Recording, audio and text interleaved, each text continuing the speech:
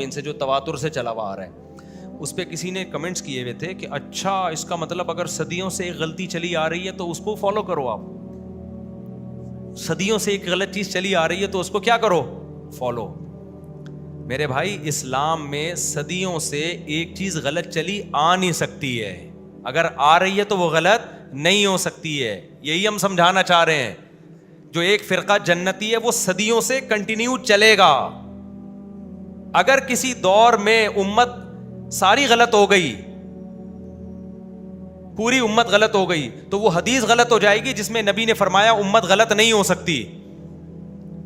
تو اگر کوئی اسکالر ایسی بات کر رہا ہے، وہ کہہ رہا ہے کہ سارے فرقے غلط ہیں، میں صحیح ہوں، لیکن وہ ایسی بات مارکیٹ میں لا رہا ہے کہ پوری امت میں کوئی دور ایسا آیا ہے کہ اس نظریے کے حامل لوگ نہیں تھے، اس کا مطلب امت اس دور میں غلطی پر جمع ہو گئی تھی.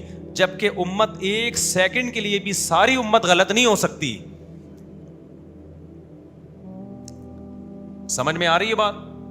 مثال سے بات سمجھاتا ہوں.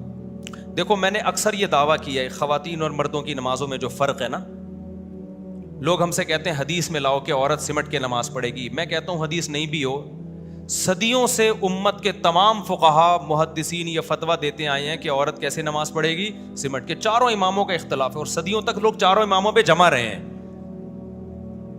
حرم میں جو 4 مصلے تھے نا، 400 سال 4 مصلے رہے ہیں. وجہ اس کی ہے کہ اہل سنت کی بل جماعت کی نمائندگی 4 میں سمجھی جاتی تھی. وہ 4 مصلوں کا ہونا غلط تھا، ہم اس کو غلط مان رہے ہیں کہ وہ صحیح نہیں تھا. تبھی پوری امت اس پہ جمع بھی نہیں تھی. بہت سارے علماء کو اس پہ اعتراض تھا، یہ 4 مصلے نہیں ہونے چاہیے، مصلی ایک ہی ہونا چاہیے. آپ کہہ سکتے ہیں نا 4 مصلے 400 سال پہ تک رہے تو امت غلط بات پہ جمع ہو گئی. تو جمع تو جب ہوگی جب سارے علماء نے اس کو صحیح مان لیا ہو نا. بہت سے علماء اس وقت بھی اعتراض کرتے تھے کہ بھئی یہ 4 مصلے جو ہیں، یہ تو ٹھیک ہے کہ فجر کی نماز حنفی پڑھا رہے، ظہر شافی پڑھا لے، لیکن ایک ہی نماز 2 دفعہ ہو یا 3 دفعہ یہ ٹھیک نہیں ہے. لیکن 4 مصلوں کا ہونا اس کی بہرحال علامت تھا کہ اس وقت اہل سنت کے 4 ہی نمائندے تھے، 5واں کوئی نہیں تھا. تو اس میں تو امت جمع ہو گئی نا کہ اہل سنت والجماعت جو برحق فرقہ ہے. برحق فرقہ کون سا ہے؟ سنی، جو اہل سنت والجماعت. اس کی میں نے علامتیں بتائی. حدیث میں آتا ہے کہ برحق فرقہ وہ ہوگا جو مجھے اور صحابہ کو فالو کرے گا. یہ پوری حدیث میں ڈیٹیل سے بیان کر چکا ہوں. تو 4 امام ہی وہ ہیں جو حدیث اور صحابہ کو فالو کرتے ہیں. 2 ہی فرقے بڑے رہے ہیں امت میں، یا تو چاروں اماموں کو ماننے والے جن کو سنی کہا جاتا ہے، یا ان کو نہیں ماننے والے جن کو کیا کہا جاتا ہے؟ شیعہ. صدیوں تک تو شیعوں کی نمائندگی حرم میں نہیں ہوئی ہے. حرم میں کس کی نمائندگی ہوئی ہے؟ جس کو فرقہ جنتی فرقہ سمجھا جاتا تھا، سنی، جن کے 4 مکاتب فکر ہیں، حنفی مالکی شافعی حنبلی. تو 4 مصلے تھے کیونکہ چاروں کو برحق سمجھا جاتا تھا. تو میں اکثر سوال ہوتا 5واں کیوں نہیں تھا بھائی؟ 400 سال تھے، 5ویں نے اپلیکیشن کیوں نہیں دی؟ وجہ اس کی کہ 5واں تھا ہی نہیں. ٹھیک ہے نا، 5واں تھا ہی نہیں. امت صدیوں تک یہ سمجھتی آئی ہے کہ جو سنی فرقہ جو جنتی ہے وہ ان 4 میں بند ہے. سمجھتے ہو وہ کس میں بند ہے؟ وہ ان 4 میں ہے. ان میں سے کسی کو بھی فالو کر لو تو وہ ایک ہی فرقہ ہے، کیونکہ ان کا اختلاف فروعی مسائل کا، عقیدوں کا اختلاف نہیں ہے ان میں.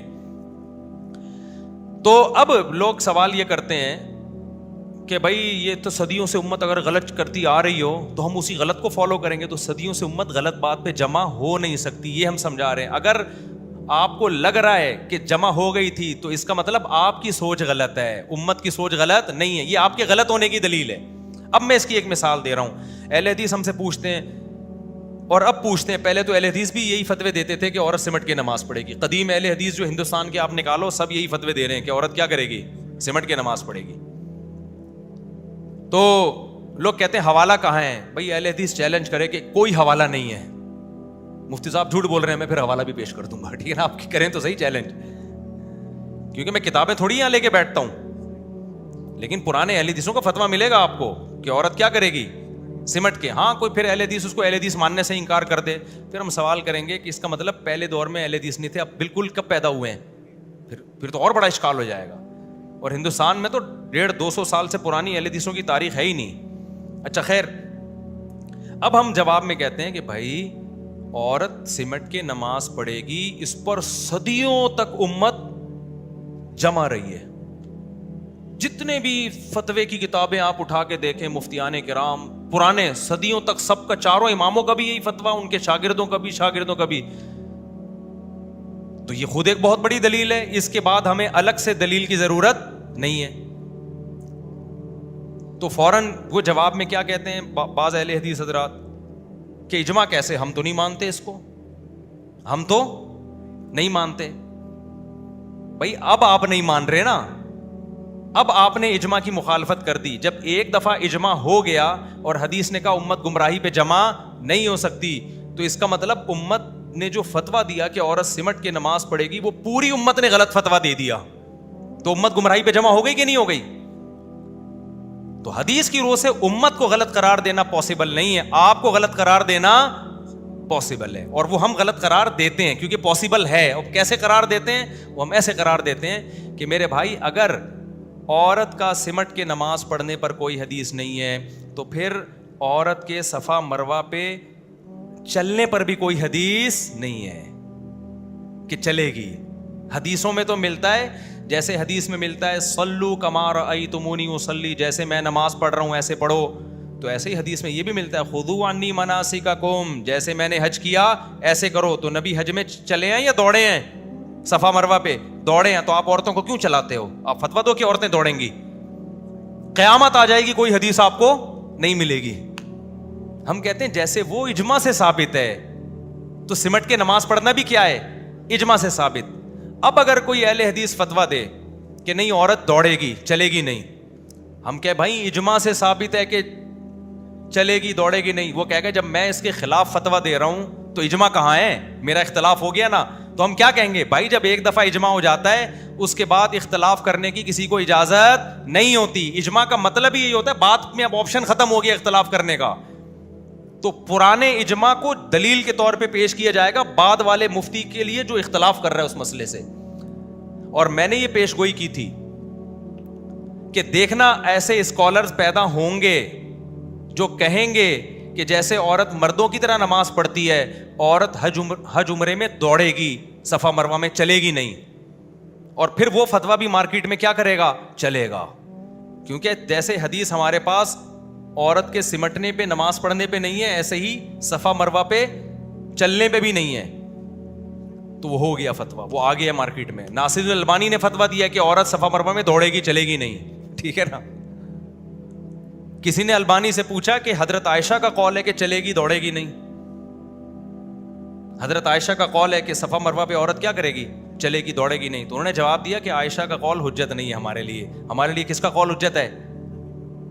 उसूली बात की उन्होंने, भाई हम तो नबी के कौल को, नबी ने फरमाया हज ऐसे करो जैसे मैंने किया। उन्होंने मजीद दलील एक ये दी है कि हजरत हाजरा तो औरत थी, वो सफा मरवा में दौड़ी थी, वो चली थोड़ी थी।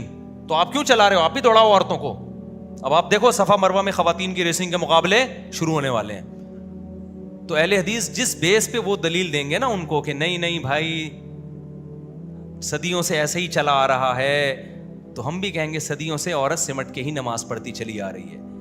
फिर अगर अहले हदीस पेश करेंगे सऊदिया में औरतें जो है वो मर्दों की तरह नमाज पढ़ती हैं और हिंदुस्तान पाकिस्तान में औरतें सिमट के नमाज पढ़ती हैं, तो सऊदिया ज़्यादा इस्लाम के करीब है या इंडिया पाकिस्तान? तो हम उसको जवाब में कहेंगे कि पुराना सऊदिया इस्लाम के ज़्यादा करीब था, ये वाला सऊदिया इस्लाम के ज़्यादा करीब है। पुराना सऊदिया उठा के देखो तो सारी औरतें मर्दों सिमट के नमाज पढ़ती थी, एक भी मर्दों की तरह नहीं पढ़ती थी नमाज। ये तो अब शुरू किया सलफियों ने वहां पे औरतों को मर्दों की तरह नमाज पढ़ाना। आप सऊदिया के किसी बूढ़े से पूछो, वो बता देगा हमारे बाप दादा में जो औरतें थी वो औरतों की तरह पढ़ती थी सिमट के। ये तो बाद में फतवा आया है। इमाम शाफी के दौर का सऊदिया जो था ना मक्का, उसमें सिमट के नमाज पढ़ती थी। इमाम अहमद के दौर का जो मक्का मदीना था उसमें औरतें सिमट के, तभी इमाम अहमद का फतवा भी ये सिमट के नमाज पढ़ेंगी। और इमाम अहमद छोटे शख्स नहीं है, इमाम बुखारी के उस्ताद हैं। समझ में नहीं आ रही बात? तो आप ये कह सकते हो, हम अहले हदीस कह सकते हैं कि जी हम हजरत आयशा के बारे में जो कहते हैं ना, जो हम कहते हैं औरत चलेगी दौड़ेगी नहीं, तो हजरत आयशा की हदीस है हमारे पास। हजरत आयशा ने फरमाया कि तुम्हारे लिए हम में, औरतों के लिए हम में एक नमूना है, उसवा हसना है, तो हम चलते हैं तो तुम भी क्या करो, चलो। तो हम अहले हदीस को जवाब देंगे हजरत असलाफ से अगर आपने साबित करना है तो असलाफ से तो खवातीन के सिमट के नमाज पढ़ना भी साबित है। वहाँ आप कहते हो हम नबी की हदीस मानेंगे, सहाबी की या ताबीई की बात नहीं मानेंगे। اور دوسری بات یہ حضرت عائشہ کا یہ قول صحیح سند سے ثابت بھی نہیں ہے. تبھی البانی نے لکھا ہے کہ یہ صحیح